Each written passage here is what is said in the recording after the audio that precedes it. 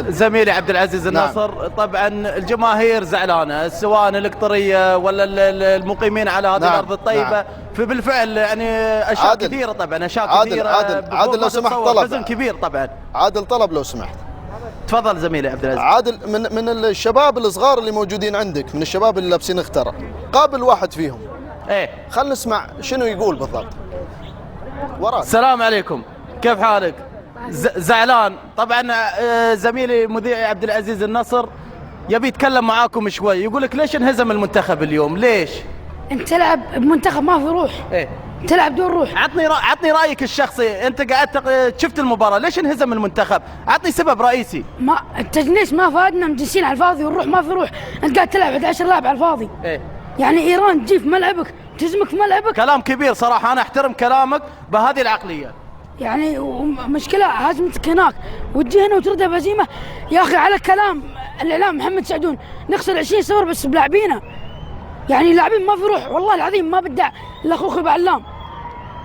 بس الروح اذا لو ان شاء الله مسك كريستيانو وجاوا يلعبون، ما عندك روح. زين، انت شو اسمك اول شيء؟ حمد عبد القحطاني. حمد القحطاني. حمد، يعني نتكلم لو رجعت الروح يرجع المنتخب، يعني هاي انت من وجهة نظرك. يرجع المنتخب ويرجع منتخب زمان، منتخب 2006 بيرجع.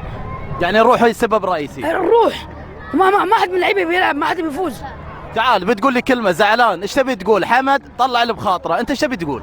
انا بقول المنتخب اللي قاعدين يلعبون مو منتخبنا. اسمح لي. ليش؟ مو منتخبنا، ما في واحد يقدر، كلهم مجنسين.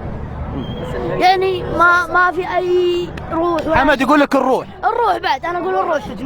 تجنيس على طول، اي لاعب يجي يجنسونه قطر تجنيس على طول، ما فيه. ها سبب الخسارة.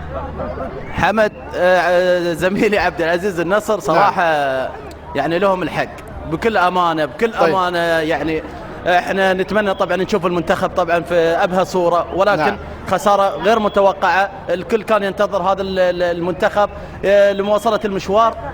يعني أي مشوار. فعلا الله يكون في عون الجماهير. أي مشوار. 10,200 شخص. أي مشوار، خلاص راح المشوار، ما في مشوار التصفيات زميلي عبد العزيز الناصر. ما في مشوار، خلاص راح. يعني هذا كان حال الجماهير اللي كانت تنتظر طبعا الفوز بزميل عبد العزيز. ولكن قدر الله ما شاء فعل. شكرا لك الله يكون في عون الجماهير هذه بالفعل اللي. شكرا زميلي عبد العزيز. شكرا عادل، شكرا جزيلا لك وللجماهير الحاضرة معك. شكرا جزيلا لك. هاشم السادة من أرضية الملعب ليحدثنا عن ردود الفعل حول اللاعبين بما يخص المنتخب الإيراني والمنتخب القطري بعد هذه المباراة. هاشم تفضل.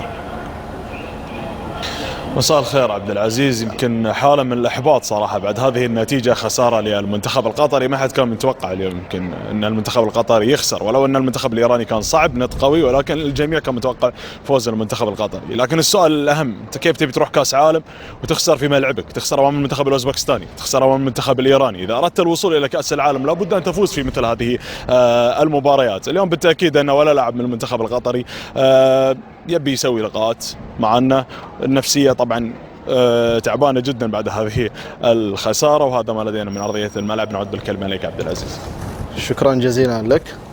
يعني حتى يمكن عادل سوى مقابلات، لكن هاشم حتى ما له نفس يتكلم، يعني خصوصا بعد هذه الخسارة.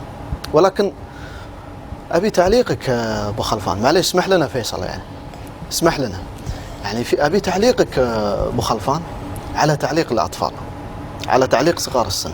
هل هذا الكلام صحيح؟ لا صحيح، هذا الكلام صحيح، وما ذكروه الأطفال كلام منطقي، واعتقد وكل اللي هل هذا هو الواقع الذي نعيشه نحن نعم كجماهير قطرية؟ نعم هذا هو الواقع، هذا هو الواقع للأسف، نقولها وبكل صراحة، هذا هو الواقع. وأحيانا أنت غير راضي بكل هذه الصورة اللي قدامك، ولكن تقول لربما أنت على خطأ. نؤمن بالنظرة والرؤية.